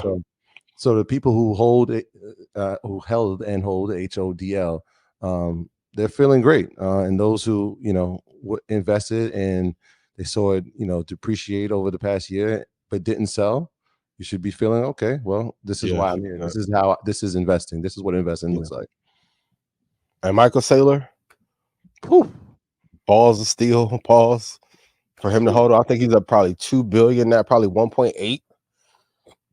Well played. But yeah, let it go to 70. He's gonna be on the cover. Baby, he's gonna be talking crazy. He's gonna be on the cover of Time magazine. President of El Salvador too. Another guy. Yeah. Speaking of presidents, you think our guy gonna run? Who's that? Cubano. I don't want to break the internet. Dallas. Oh, Mark Cuban? Yeah. Probably not 2024. Maybe. No. The next cycle. Oh, speaking of that, so yes, we did speak with the Vice President Kamala Harris. Yes, and her team. They were very gracious in conversation. So your transitions are incredible, bro. Yeah. Well, first and foremost, I think it's important to we don't endorse any political candidates. So we're not endorsing any politician, but I think when you have an opportunity to speak to one of the leaders of the country, you would be extremely unintelligent not to have the conversation. Mm-hmm. So for all of you negative people, you got pushback on that a little bit, but I have not signed Illuminati deal. You didn't sign? Not yet. I got my paperwork in already. I put my paperwork in. Not yet. I'm waiting for approval. Fast. Not yet. I'm going to Bohemian Grove next week. I'll wait for approval, man. I haven't signed the Illuminati deal, and I haven't signed the Democratic endorsement deal either. Like I said, I think we got to have a conversation with Donald Trump also. It's important. Can't wait. But no, it was a good conversation that we had with her, and we spoke about all the issues that you would assume that we spoke about. Yeah, Palestine. We spoke about Black economic empowerment perspective. Mm-hmm. We spoke about branding, criminal justice reform, storytelling, mass incarceration. Yeah, a lot of topics were covered, and she was very receptive to everything that we spoke about. So yeah.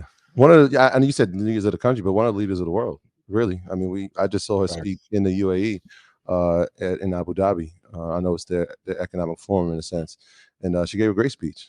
So this is when you have an opportunity like that, you can't pass it up. And we were gracious enough to be there. But it's interesting. She looked us, each one of us that was sitting at that table, in the eye and asked us personally, "What are your thoughts?" And so y'all literally got a seat at the table that we all been fighting for. For sure. What are we talking about? But yeah, and we all got a chance to express our thoughts, and she was very receptive and very gracious and hospitable as well. So yeah, shout out to them. Yeah, Rashad, thank you. I ain't gonna. But thank you. So good. So yeah, I think once again, this is an education. It's an ongoing education that we have to educate our community on different things. And we have to. It's always like ongoing situation. So when you see Elon Musk at the White House, nobody's calling him a sellout. Nobody's saying like, "Oh, you sold out the Democratic." Of course, you're gonna go to the White House and speak to people that are running the country like that. That would be intelligent to do. Or when you see Tim Cook, or when you see Mark Zuckerberg, variety of different things. And one person was like, "Well, while you're there, you didn't ask about Palestine. I'm sure you didn't ask about mass incarceration. You didn't ask about the Congo." Wrong. I actually asked about all three of those. Wrong. All those. Wrong. And asked RFK when he was on here. First question. We'll be ducking the conversation. Y'all can say whatever y'all want. There's no point in not to. Like, if you're going to be there, why not speak? It's like you're there for reasons. But the whole, like I said, that's part of the reason they asked you asked people to be there. You want their honest opinion. Well, once again, it's an ongoing education with the community to understand that you can reach levels of success without, selling your soul or signing Illuminati deals or whatever you guys think you have to do in order to. I can't wait to be on one of them little YouTube videos. You can actually not compromise yourself and still have conversations. You can actually speak to people that you don't necessarily agree with. You can actually, be diplomatic in times to be diplomatic. You can actually do business with a variety of different people. You can actually be in rooms and not take everything, personal. Like, it's not a personal situation. It's like how they say it's just business, it's just politics. Like, nobody, it's not like you don't. I think, like I said, we hold each other to much higher standards than we hold anybody else to. And this is something that, you have to constantly try to educate people on. And as a Black media, you have to make sure that people kind of understand it. And then some people still won't understand it, but what can you do? But yeah, I think it's important to, have the conversation. So we did speak to her, and we'll see what happens. Not really up to us to determine what happens, but all you can do is voice your concerns and issues. And I think that that's beneficial. So you should be happy that guys like us were there, because, we have a sense of what's going on the ground. And, if we're there, then you're there. So, our voices are your voices. So we're not advocating for ourselves. We're advocating for different things that we think are important in the world, and what we're concerned about in the world and in our community and in this country. So, something to consider. I normally like Suge Shotty, but like Balanced Bilal, I like to. That's a new one. I like it. I see presidential coming up. Presidential. Yeah. Politics as usual. Stay tuned. Politics as usual. All right. So let's talk about this. 74% of Americans are stressed out about finances. Are we on the verge of a crisis? I don't think we are, but since we're speaking about presidents, I think it would behoove you to maybe get together with some guys that can teach the United States how to win in the stock market every single week. I don't think we're there on a crisis, but the fact that even people that make $175,000 to $200,000 a year are considering themselves feeling like they're poor, we need to find a way to fix that problem really quickly. I know that they're supposed to cut rates, but when the average car payment is now $750, most cars are costing $70,000 and up. Rent is unaffordable. Shout out to my parents. Daycare costs, childcare, tuition for schools are higher than ever. We need to begin to find a way to fix this before this gets out of hand, because I haven't felt most people have this kind of despair in a long time. Like, things even got politically so bad at one point, like Tea Party members and Black Lives Matter members were thinking of getting together to rally together. You know what kind of financial duress it would take for like Umar and Alex Jones to like get along and be like, bro, we need to team up. Like, it's unrest at the highest level. So I don't think we're there at a crisis level yet. But I'm interested to see what the Christmas shopping season looks like, how retailers are affected. That will give us a better sign. But if this isn't fixed in 2 or 3 years, we could see some trouble amongst the economy for sure. But what do you guys think? I think it's definitely a different world that we live in. Like you said, average car payment is like $700 now. Insane. And just put something on Instagram that millennials are saying that you need at least $500,000 a year to feel comfortable as a millennial. And that's a lot of pressure. I thought the $500 date was pressure. You got to make $500,000 a year. Oh, baby, that's tough. Yeah, so I think that AI, everything is just going to accelerate. The rich are going to get richer, and the poor are going to get poorer, and you're going to see that the wealth gap, just grow. And is what we're seeing right now. Is a lot of people making a lot of money, and then there's a lot of people that are struggling. So as people are making more money, that's only going to continue to grow, and the people that are struggling will probably continue to struggle even more, replacements of jobs and different things of that nature. So it's going to be, probably a difficult situation for a lot of people for sure. Yeah, education is the key. Tuning into shows like this, reading, it's the only thing, right? I feel like financial crisis in our communities, that's been every year. It's right? been every year for real. Every year feels like a financial crisis because we've been in survival mode for so long. And with education, but it's crossover, not to cut you off, to other races now. They're feeling our plight. Yeah, I mean, we have a certain set of skills to be in these conditions and make good of it and try to figure ways out. And every now and then you'll start to see people come out of it. But education is the great equalizer. It's the thing that can change our circumstance. It can change everybody's circumstance to a certain extent. So it doesn't matter which demographic or what ethnic background you're from. If education is a part of the daily diet, that can help alleviate some of that distress when it comes to finance. Yeah, man, educate yourself in a multitude of ways, not just, podcasts, read, put yourself in networks with people who have brilliant ideas and have like minds. It's the only way. It really is the only way. Combination. Like shout out to my guy, he moving, him and his girl went to something, so he got to find another place. And he like, yo, I'm gonna have to put down 16,000 for just in deposit for a 2-bedroom in New York. I'm like, hold your head, everybody in New York. What? Yeah, I think I sent you that article, right? That was in Business Insider. They were talking about there's a large percent of people who are living in homes but are separated because they can't afford to leave the partner, and so they're just cohabiting in the same place even though they're not together because financially they can't afford to leave each other, which is a real situation. Boy, them been some long sit in the car days. Boy, you can't even go. Woo, baby. Yeah, baby, I was listening to Market Mondays. That's why I was in the car so long. That's tough. Overtime on top of overtime. Yeah, that's tough. Tough. But this is the reality for some people, man. So yeah. Also, too, the other side of it, I'm not gonna do the Kim Kardashian, but this is why we get up every day and work hard. Like, hey, I'll see me popping out more. Hey, let me go network, shake hands. Let me build unity. Cool. Got off the plane. Shout to JR. Shout to Jonathan. One saw the boy real quick. Let me go. I'm out here shaking hands, kissing babies. Combination. You need all of it. Networking. You better go tune into T Grizzly. See how you get $100,000 a month off GTA. Go listen to the episode how to build the merch.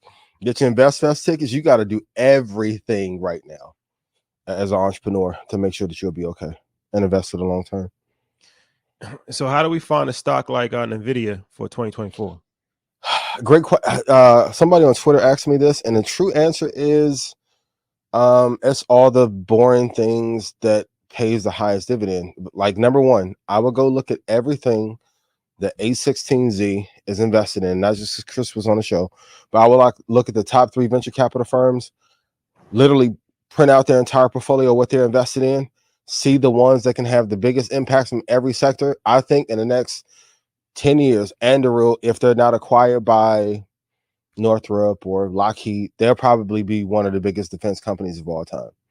So if they become available to IPO, I would love to invest in. SpaceX, we've talked about. Starlink, we've talked about. You have to go look at the new crop. So, like when they do the freshman XXL cover, this is the investors version of that. Go to Andreessen Horowitz, go see which is coming next, what impact they'll have.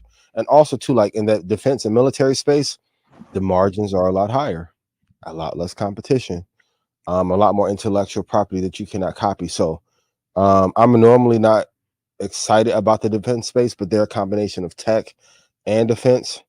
So I do definitely have my sights set on that company. But also, too, the biggest players and the next NVIDIA will probably be invested in by Microsoft or Apple or Google.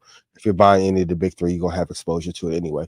The biggest companies on earth right now have turned themselves into index funds.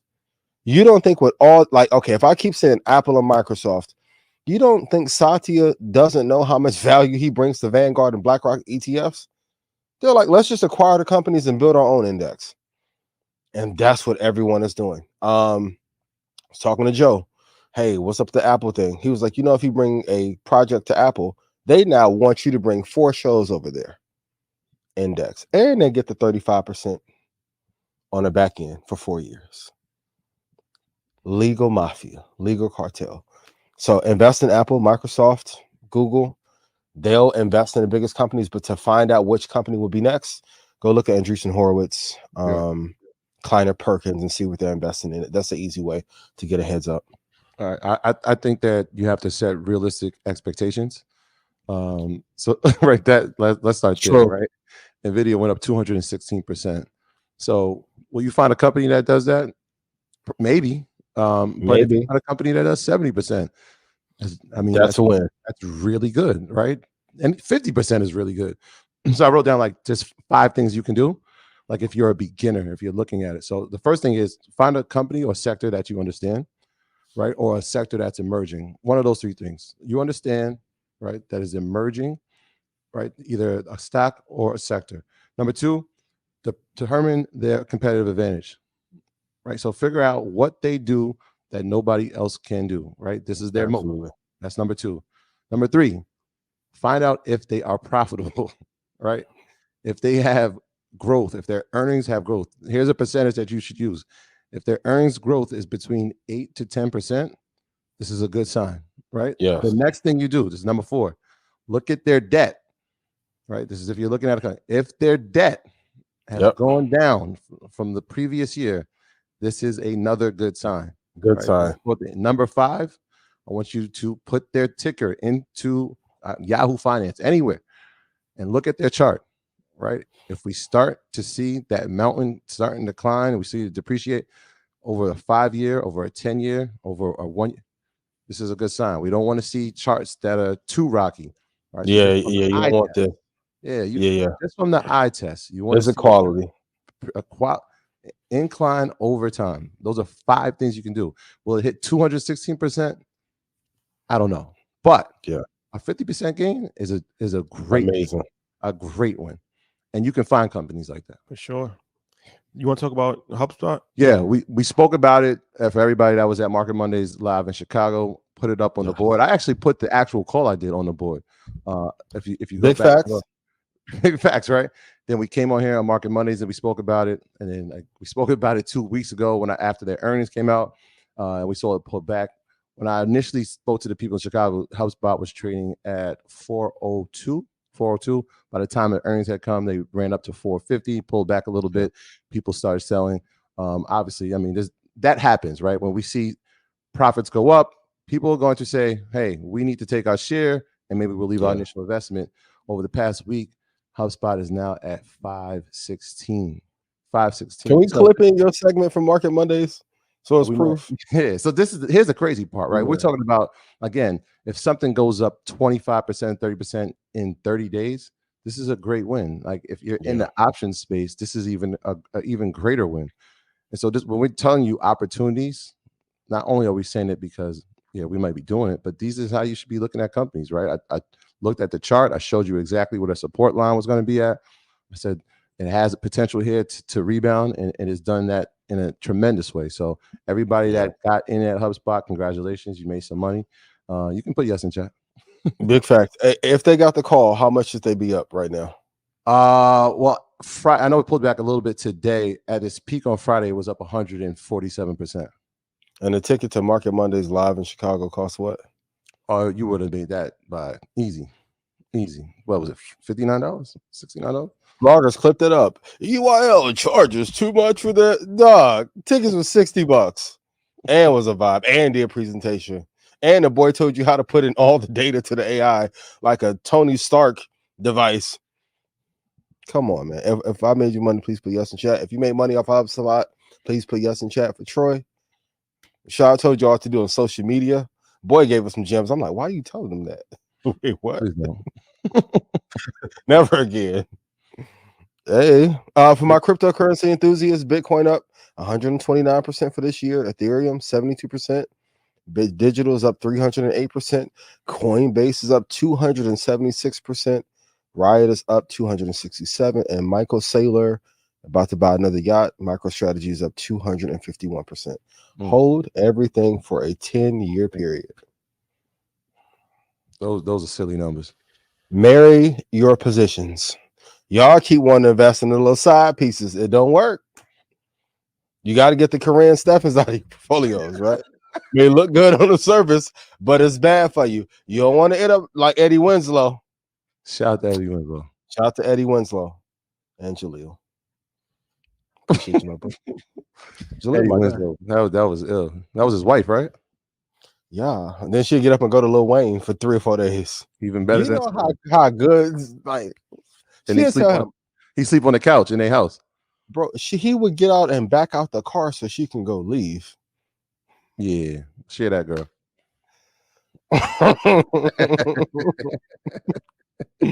Don't be mad at me. Yes, marry your positions. Who's the stepchildren of the tech sector? HP, Sienna. I don't know why Texas Instruments isn't high. I know it's not a sexy name, but these are some companies that have not moved incredibly well while the tech sector was booming. I thought it was a great question, but the truth is, like, we don't want to pick the best of a bad breed. We want to pick the baddest of the baddest, saying it, Rashad. Right? We need to get a baddie section up here. Mike, can we get some? No, I'm sure. But you want to pick the baddest of the baddest, and the baddest of the baddest will be at the JP Morgan event at Art Basel in the morning, and in the evening will be at United Masters. If you're looking for love and a great portfolio and some great insight from Joey Crack, come to both events. I think it's a great question, but the wrong way to look at it. And tying back to what Charlie Munger said, you want to buy the best businesses at a great price and not a bad business at a great price. So the tech stepchildren, we got to leave alone. We got to leave them in the orphanage for right now and keep investing in the ones that are going to print the most gains. But I do like HP as a swing trade, Texas Instruments as a swing trade, but everything else, let it go. We're only investing in quality. We had a great conversation over the weekend, myself, Rashad, Andre, and Godala, about Intel. Wall Street Journal had an amazing article. It was talking about pretty much the death of Intel, but there was one shining light that potentially could be on the horizon for them. Obviously, with the way that the computer space is now moving, Mac is now taking a large percent. Windows is using their own chips. And so Intel is becoming less and less useful in the space. And so they're kind of getting edged out, right? And they're so behind NVIDIA and AMD and others. But Taiwan Semiconductor is still an issue. And so when we talk about manufacturing, and that's what Taiwan Semiconductor does and Intel does as well, is there another larger manufacturer of semiconductors in America than Intel? And if there isn't, if something happens in the geopolitical landscape between China and Taiwan, China and Taiwan, they now become a necessity in a sense, no?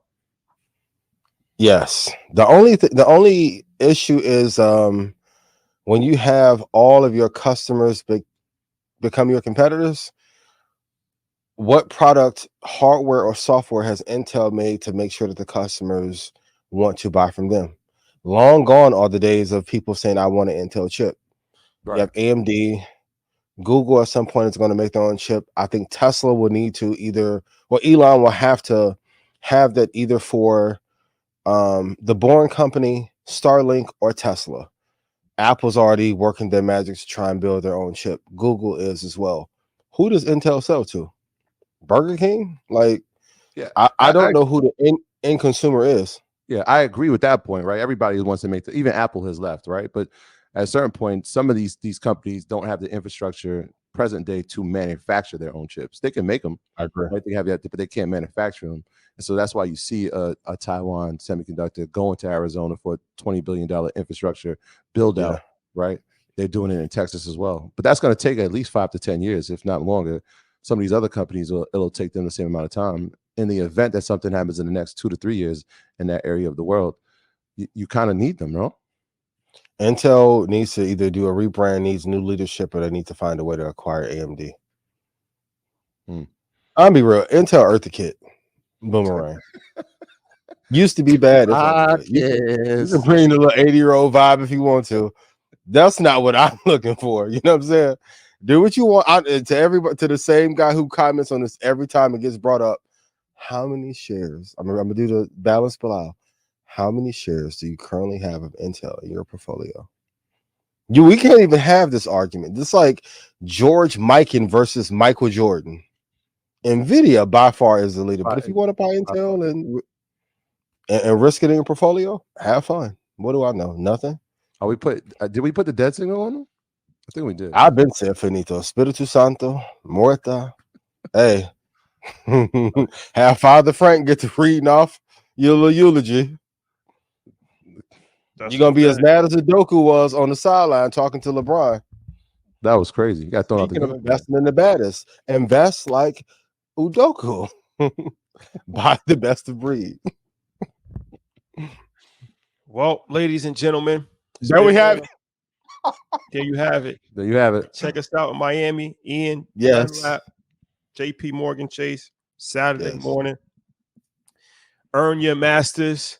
Yes. We have an event with United Masters, Earn Your Leisure, United Masters collaboration mashup Saturday afternoon. We will be speaking with the legendary Joe Crack, the Don.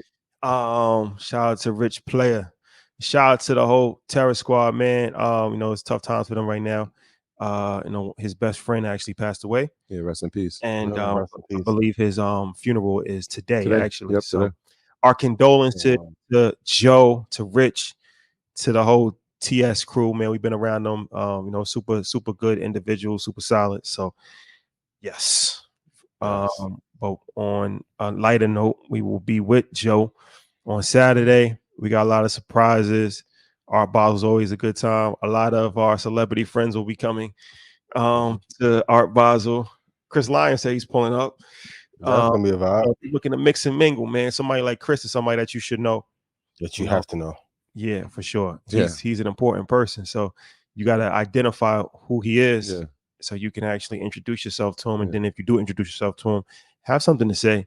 I think before we even knew what he looked like, we knew who he was.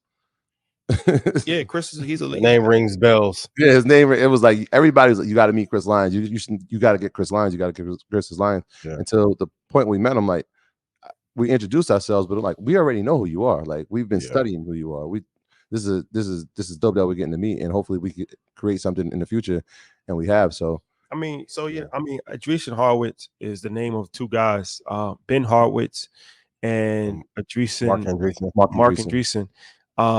So they have one of the top venture capital funds in the world. They're both billionaires. Ben Horowitz is somebody who's very passionate about hip hop music. Mm-hmm. So and Black culture. Yeah. Yep. So he's the one that actually, put Nas into the VC game. He's the one that was putting Kanye onto all of the different investments.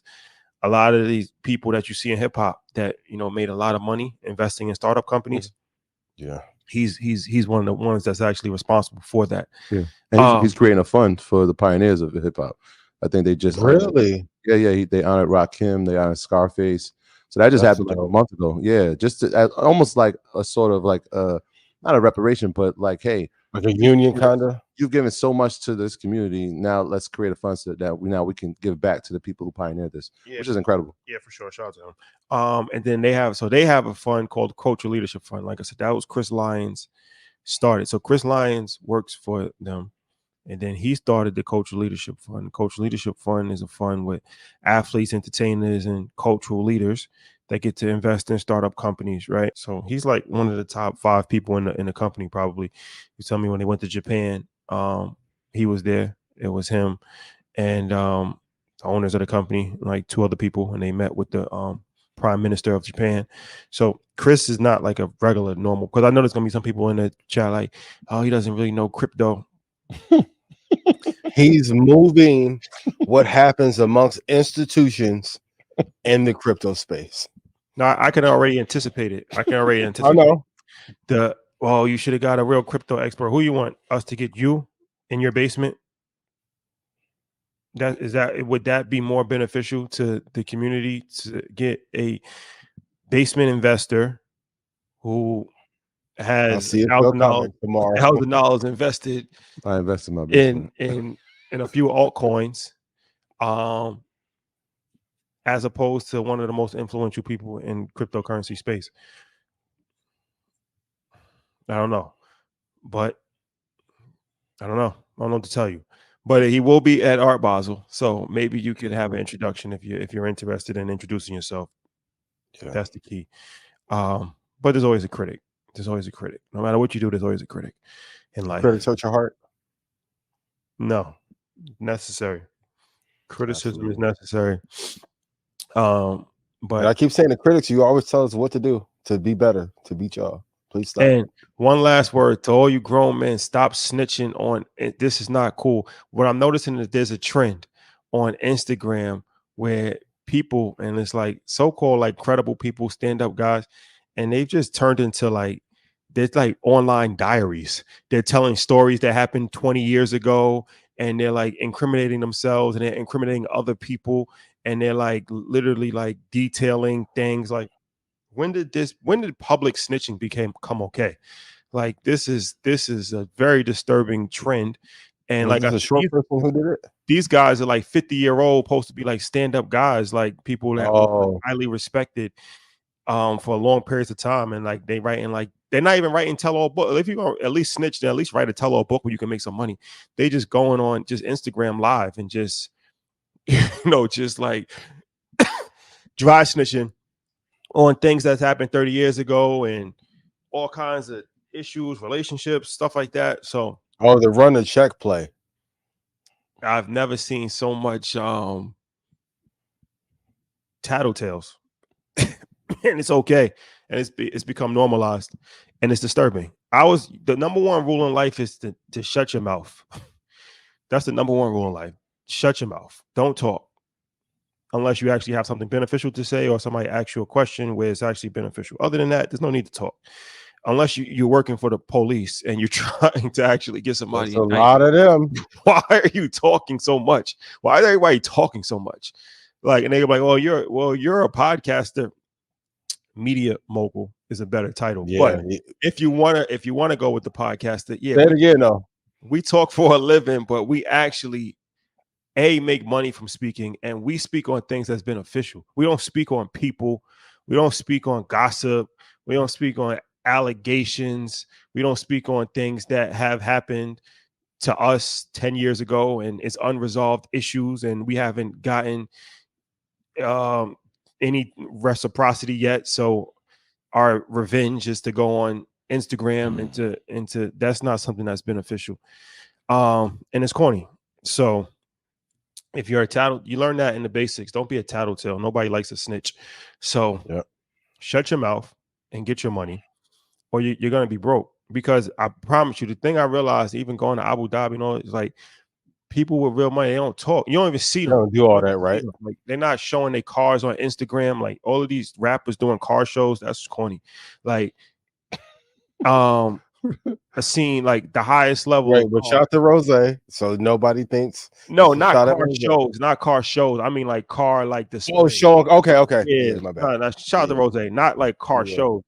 That's a business. He's making showing money off. Oh yeah. Like now, Rose making money off his car show. I'm talking about people that's just like MTV Cribs 10 times, like showing they cars like on Instagram, like showing like what kind of cars they have. That's corny. Because like I said, people with real money, people with really cars, they're not even showing that like that. They're not really showing too much. Like you don't even know who these people are. Honestly, you probably wouldn't even know. Most billionaires, you wouldn't have no idea who they are.